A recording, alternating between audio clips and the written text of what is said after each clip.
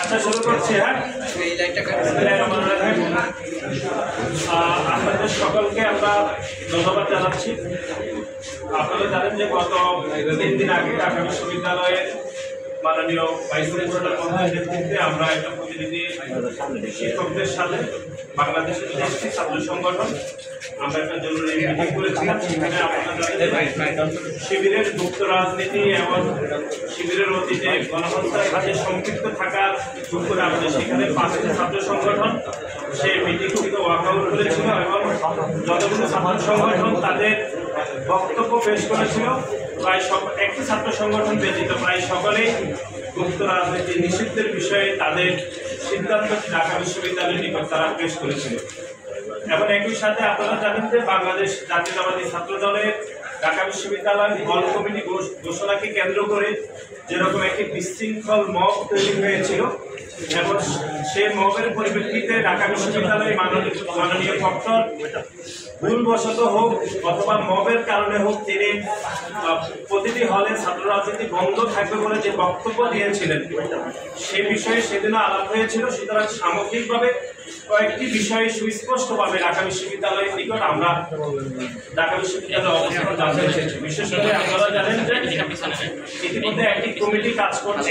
সেই কমিটি ঢাকা বিশ্ববিদ্যালয়ের ছাত্র রাজনীতির ধরন এরকম হবে, ঢাকা বিশ্ববিদ্যালয়ের হলগুলোতে আবাসিক হলগুলোতে ছাত্র রাজনীতির ধরন কিরকম হবে এবং এই দুটির উপর ভিত্তি করে আগামীতে ঢাকা পরিবেশ পরিস্থিতি কিরকম থাকবে সেই বিষয়ে বাংলাদেশ জাতীয়তাবাদী ছাত্র দল ঢাকা বিশ্ববিদ্যালয়ের মাননীয় উপাচার্যের সাথে আমাদের যে মিটিং আজকে হয়েছে সে বিষয়ে আমরা ওনার কাছে জানতে চেয়েছিলাম।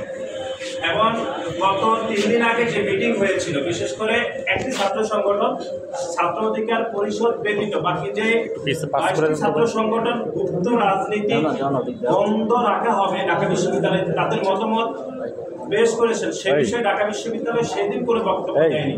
সুতরাং আজকে আমাদের বক্তব্য থেকে আমরা সে বিষয়ে সুস্পষ্ট ব্যাখ্যা জানতে চেয়েছি। এবং একই সাথে আপনারা জানেন ইতিমধ্যে ঢাকা বিশ্ববিদ্যালয়ের ছাত্র সংসদ নির্বাচনের যে তালিকা প্রকাশ করা হয়েছে ভোটার তালিকা, সেখানে আপনারা দেখেছেন আমরা গণমাধ্যমে দেখেছি প্রায় 150-র বেশি ছাত্রলীগের বিভিন্ন সন্ত্রাসীরা যারা ভোটার তালিকাতে অন্তর্ভুক্ত হয়েছে। কিন্তু বাংলাদেশ জাতীয়তাবাদী ছাত্র দলের পক্ষ থেকে গত 1 বছরে বারবার ঢাকা বিশ্ববিদ্যালয়কে আমরা অনুরোধ করেছিলাম যে ছাত্রলীগের বিচার প্রক্রিয়া শুরু করে তাদেরকে বিশ্ববিদ্যালয় থেকে যে বিচার প্রক্রিয়া করা দরকার ছিল সেটি বিশ্ববিদ্যালয় শুরু করতে পারেনি বলে প্রায় 150 জন ছাত্রলীগের সন্ত্রাসী আমরা ভোটার তালিকাতে দেখতে পেয়েছি। সে বিষয়ে ঢাকা বিশ্ববিদ্যালয় কি মতামত দেবে সে বিষয়ে আমরা ঢাকা বিশ্ববিদ্যালয়ের অবস্থান জানতে চেয়েছি। এর বাইরে আপনারা জানেন যে আমাদের যে কয়েকটি হলের কমিটি দিয়েছি তার মধ্যে নারী হলগুলোর মধ্যে আমরা যে কমিটি দিয়েছিলাম সেখানে যারা অন্তর্ভুক্ত হয়েছেন তাদেরকে বিভিন্নভাবে হেনস্থা করা হচ্ছে, বিশেষ করে সামাজিক যোগাযোগ মাধ্যমে বুলিং করে এবং তাদেরকে ভয় দেখানো হচ্ছে বিভিন্ন শিক্ষার্থীদের নামে বেনামে। সেজন্য ঢাকা বিশ্ববিদ্যালয় মাননীয় উপাচার্যের কাছে আমরা জানতে চেয়েছিলাম যে যারা বাংলাদেশ জাতীয়তাবাদী ছাত্র দলের হল কমিটিতে অন্তর্ভুক্ত হয়েছে বিশেষ করে নারী শিক্ষার্থীদেরকে যে ভয় দেখানো হচ্ছে সামাজিক যোগাযোগ মাধ্যমে যে বুলিং করা হচ্ছে তার বিপরীতে ঢাকা বিশ্ববিদ্যালয় আদৌ কোনো ব্যবস্থা গ্রহণ করেছে কিনা সে বিষয়ে আমরা জানতে চেয়েছি। এর বাইরে আপনারা জানেন যে ঢাকা বিশ্ববিদ্যালয়ে যারা সামাজিক যোগাযোগ মাধ্যম ব্যবহার করেন সেখানে 2টি গ্রুপ রয়েছে সামাজিক যোগাযোগ মাধ্যমের, একটি শিক্ষার্থী সংসদ 1 আর শিক্ষার্থী সংসদ 2।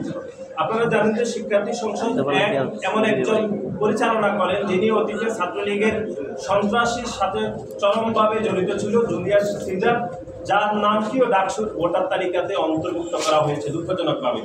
তার বিষয়ে কি ধরনের ব্যবস্থা গ্রহণ করেছে ঢাকা বিশ্ববিদ্যালয় কর্তৃপক্ষ সে বিষয়ে আমরা জানতে চেয়েছি। এর বাইরে ঢাকা বিশ্ববিদ্যালয় শিক্ষার্থী সংসদ 2 সেখানে বাংলাদেশ জাতীয়তাবাদী ছাত্র দলের নামে বেনামে যেরকম প্রোপাগান্ডা করা হয় সারাদিনে সে বিষয়ে মাননীয় উপাচার্য মহোদয় আমাদেরকে 6 মাস আগে বলেছেন তিনি ঢাকা বিশ্ববিদ্যালয়ের শিক্ষার্থী সংসদ 2কে তিনি মনিটরিং করবেন, তিনি দেখাশোনা করবেন। কিন্তু আজকে 6 মাস পরেও সেই একই অবস্থা, অর্থাৎ ঢাকা বিশ্ববিদ্যালয়ের সামাজিক যোগাযোগ মাধ্যমের যে একটি গ্রুপ রয়েছে শিক্ষার্থী দ্বারা নিয়ন্ত্রিত হয়, শিক্ষার্থী সংসদ 2, সেটাও আগের অবস্থায় রয়েছে। অর্থাৎ সেখানেও একই ন্যারেটিভ তৈরি করা হচ্ছে, বাংলাদেশ জাতীয়তাবাদী ছাত্র দলের নামে বিভিন্ন প্রপাগান্ডা করা হচ্ছে।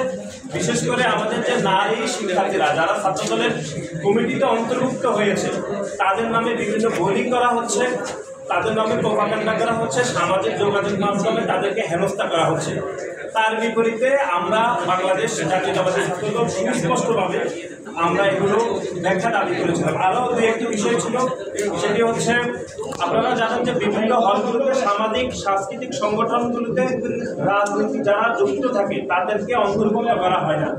কিন্তু আমরা দেখেছি এই গণঅভ্যুত্থান পরবর্তী সময়ে বিভিন্ন সামাজিক সাংস্কৃতিক সংগঠনগুলোতে যারা অন্তর্ভুক্ত হয়েছে অথবা যারা নেতৃত্ব দিচ্ছেন, তারা গুপ্ত শিবিরের রাজনীতির সাথে জড়িত। আমরা ইতিমধ্যে প্রমাণ পেয়েছি এবং সেই প্রমাণগুলো আমরা ঢাকা বিশ্ববিদ্যালয়ের মাননীয় উপাচার্য মহোদয়ের কাছে আমরা দিয়েছি।